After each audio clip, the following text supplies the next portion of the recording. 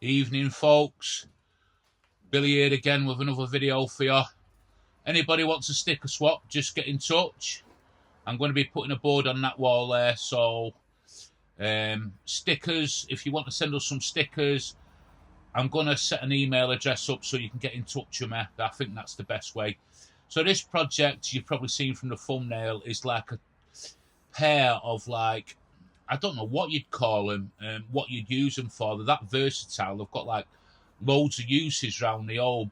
But this is just something I just wanted to test myself with again.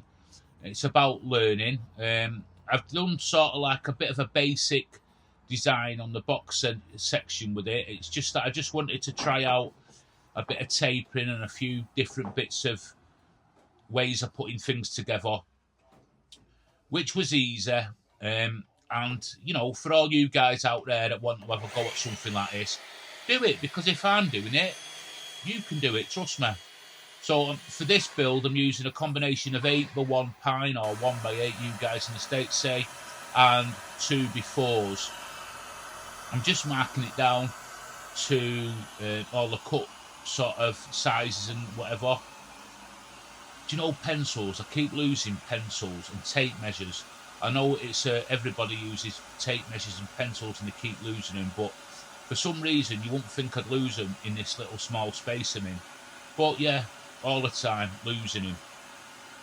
So as I'm just cutting this here, as you see I'm cutting this, Shelley sends her thanks for all the lovely comments she's had from the last video. She's tried to answer everybody back as best as she can. So if she's not answered you back, she does apologise, but she does thank absolutely every one of you for the really nice comments, and it's done her a world of good. It's really given her a boost of confidence, and you guys now are responsible for her messing with my tools all the time and whatever. But on the bright side of it, she's already talking about she could do with this tool, she could do with that tool. So hey, it's good. It's like not a bad thing really. But on a serious note, she absolutely loves it, and that's good, because it's nice to be able to do stuff with her, like you know, we've both got a hobby that's sort of the same kind of thing. So I'm just lining everything up here, just making sure everything's accurate. Now, I'm not a fine woodworker or carpenter, as you know. I'm just like an hobbyist woodworker, so nothing's going to be absolutely perfect. And on the, you'll see at the end, I've done my best, and I think they come out really nice. But what I want you to do is have a look at the finished project, because I'm at a bit of a loss really as what you would call these. I got my inspiration from 3 or 4 pictures I've seen, and then I've tried to combine the design all together, and I don't know whether it's worked or not. So you be the judge of that. Let you be the judge of that, and be honest in the comments with me. I have put a few polls out lately, and I'm going to be working through the poll stats and stuff, because I want to be doing stuff that's for me subscribers and me viewers. So, you know, it's all right me saying, oh, I'm going to make this, I'm going to make that, but I need to appeal to the vast majority of you, and you're all kind enough to subscribe and to watch. So that's what I'm going to do. So if you see any poll questions on the community section, please do answer them, and that just gives me a bit of feedback to as and what to do. So I'm just going in there with a table saw, just ripping some of it down. This is going to be for the drawers. Who remembers that project I did where I made an item and then I made the drawers for it, and the drawers were just not the right size, so I ended up making something else with them. Hopefully I've got over it this time and got them right. No stupid mistakes. That is there. I love my homemade push block there. It's really good. It gives me a sense of being safe, that just using that push block. It's weird, strange. So I'm just going in with a 4x2 here now. I'm just ripping this down. These are going to be the legs for the item, and I'm going to cut these to a 4x4 centimetre square, and then I'm going to put a slight taper.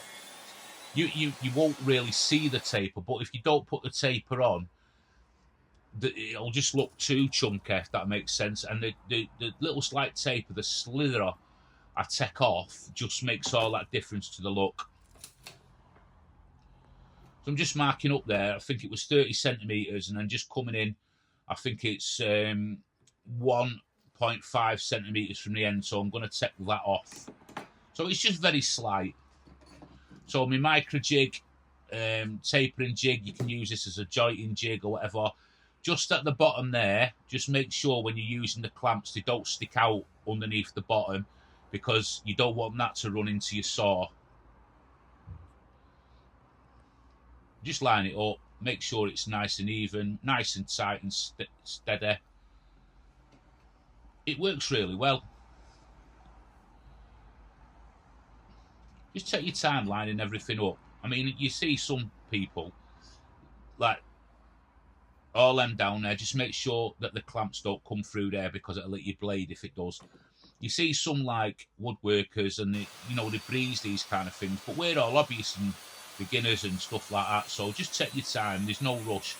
So you can see here the slightest of wood I'm taking off here, and it does make that difference. I don't know if you'll pick it up in the overall items when they're finished. Well, that jig works fantastic. Sorry about the shaky video here.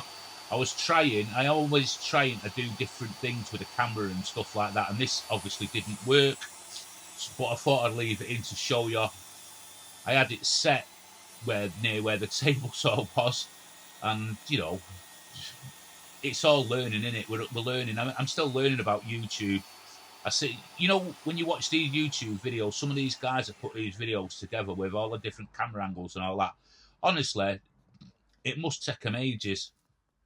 And I take my hat off to him, because the thought that must go into him and the creativity, how they make the videos, is really good. So I'm just going in here with, I'm just centering that, and I'm just going to mark for 3 holes here. So some of you will have known here about me signature bit I want to put on me stuff that I make with the 3-hole design. So this is the draw fronts I'm doing here. I'm going in with a 35mm Forstner bit, and they are spaced at 5 centimetres apart. If anybody wants to make them and replicate them, not a problem with it. If you feel like you want to go out and make this, please feel free to do so. You don't have to ask me. So I'm just using a backing board here, so when I run through with the Forstner bit, I'm going to reduce tear out as much as I can. I mean, you'll still get a little bit of tear out, because I did, but it just sort of reduces it a little bit. Well, quite a lot, really.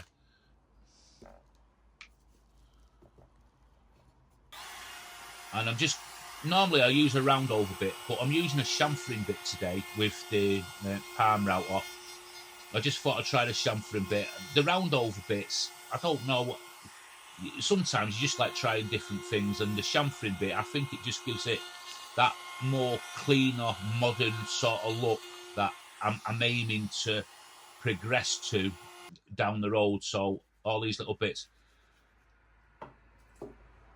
So I'm just putting pencil marks on the wood there, and I'm going to start. What was I putting a pencil mark on? Oh, I tell you why I was putting a pencil mark there.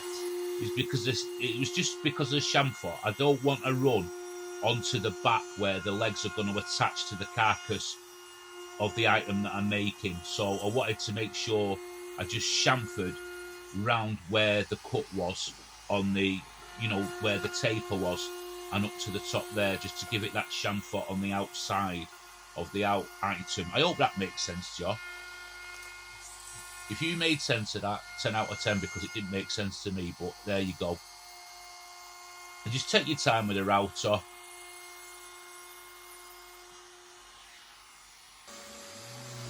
I'm just going over sanding everything now. Just giving it, I want this, I know it's pine, and I know I'm not going to get it slick.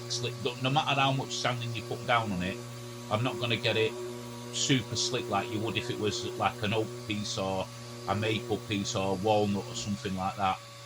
But this, with the pine, for me, is all about learning. So I'm learning. This is really, really low cost build. To make these probably cost me, I don't know, less than £20. So what's that? $25, something like that, US. I'm not unsure about the Canadian. So there's a turn in it. You could make these to sell them. You make them to size and stuff like that. So Shelley's going in here. She's told me that they're going two-tone. She's told me. She's not asked me. She's told me. So who am I to argue? But I'm going to leave it to Shelley because this is what she's good at. And she's getting really good at woodworking. Let's put that in there. Mrs. Meticulous. When she's making that last project, everything had to be meticulous.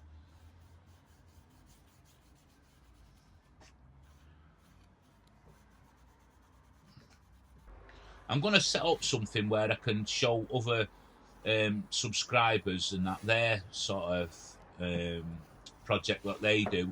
I'm looking at ways to doing it, whether you can send me pictures by the email, like I did with a sticker swap, what I'm going to do with a sticker swap, etc.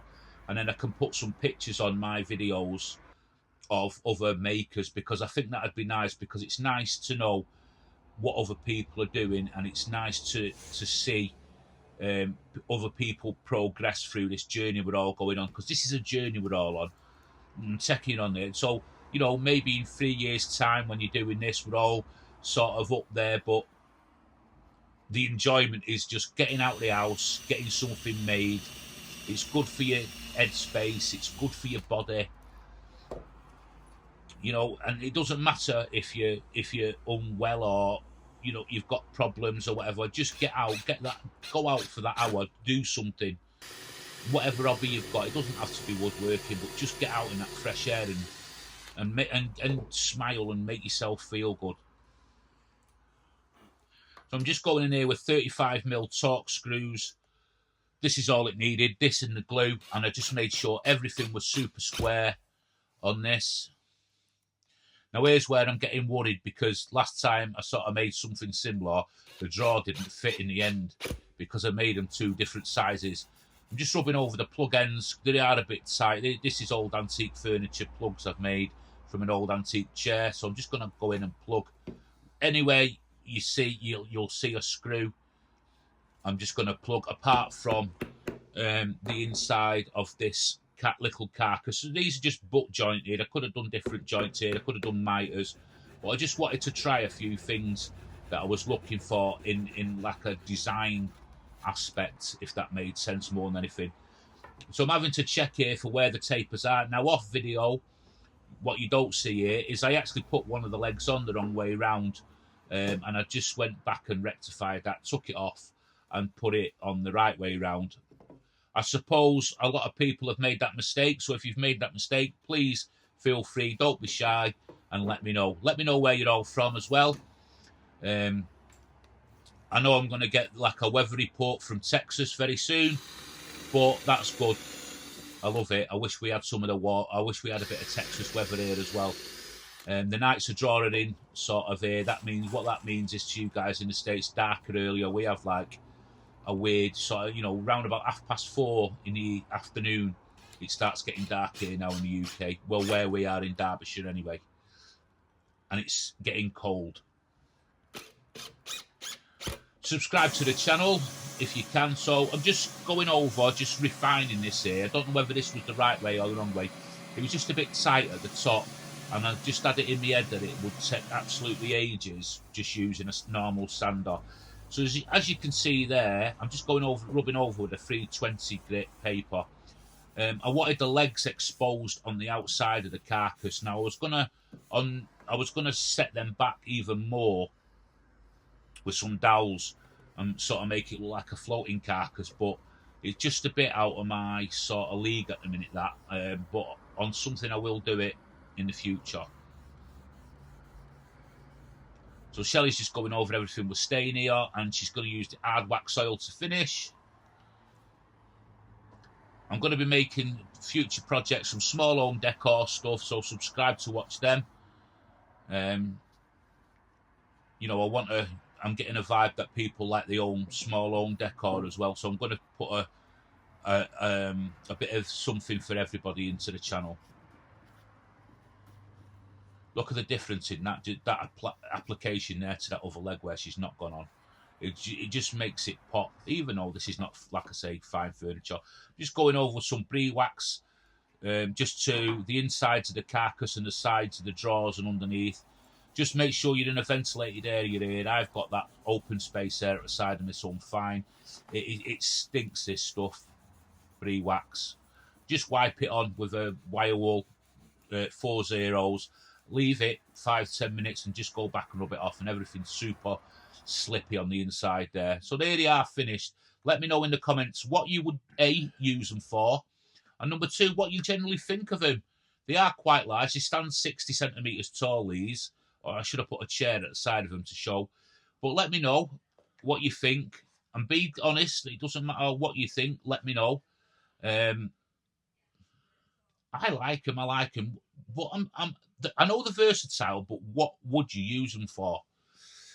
Got big drawers there as well. I'm thinking bedsides, but, you know, it needs something at the bottom for that, I think. So don't forget to subscribe. Shelley's on to her next project as well, so that'll be coming out shortly. I can't keep it away from the tools. And see you on the next one. Thank you for watching. You're all amazing.